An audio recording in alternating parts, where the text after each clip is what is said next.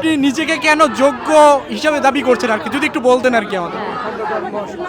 আমি শুধু খন্দকার দেলোয়ার হোসেন সাহেবের মেয়ে সেটার জন্য না, আমি যোগ্য মনে করছি এই জন্য যে এলাকা মানুষ চায়, প্লাস আমি মানুষের জন্য কিছু করতে যাচ্ছি। এবং সেই ১/১১-তে আমার আব্বুকে কিন্তু হসপিটাল থেকে পালানোর জন্য আমি সহযোগিতা করেছিলাম, যার জন্য আমাকে বারডেম হসপিটাল থেকে, সেই লুনা খন্দকার আমি, বারডেম হসপিটাল থেকে আমাকে কিন্তু চাকরিচ্যুত করেছিল। এবং আমার আব্বা আমাকে মেরে ফেলতো তখন, আমাকে ১০০ কোটি টাকা আমাকে প্রপোজ করেছিল যে আব্বুকে ম্যানেজ করার জন্য। আমি তো ম্যানেজ করবো কেন, কারণ আমরা জিয়া পরিবারের অন্ধভক্ত, আমরা জিয়া পরিবারের প্রতি কৃতজ্ঞ। এবং আমি চাই জিয়া পরিবারের সাথে থেকে আমি যেন আমার আব্বার ফেলে যাওয়া কাজগুলো করতে পারি, এবং মহিলাদের জন্য প্লাস সন্ত্রাস নির্মূল করব, এগুলো আমি করতে চাচ্ছি। এটার জন্য তো সাবেক মহাসচিব আপনার বাবা, মানে আপনার বাবাকে কেন ম্যানেজ করার জন্য এই অফারটি কারা অফার করেছিল?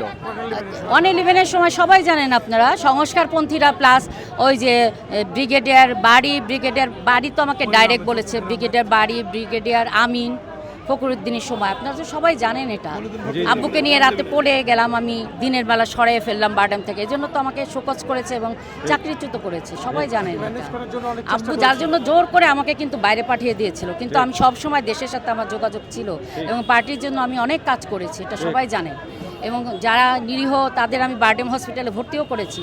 আমার দলের লোকজন যারা অসুস্থ হতো আমাকে বলতো, আমি সাথে সাথে হসপিটালে ভর্তি করে দিতাম। তা আমি চাই যে এমপি হলে আমি আরও বেশি কিছু কাজ করতে পারবো, সেই জন্য সবার দোয়া প্রার্থী। অবশ্যই তারুণ্যের প্রতীক তারেক ভাই, তো উনি আমাদের লিডার, উনি যেটা ডিসিশন নিয়েছেন 31 দফা, ওটাও আমরা কার্যকর করার চেষ্টা করতেছি।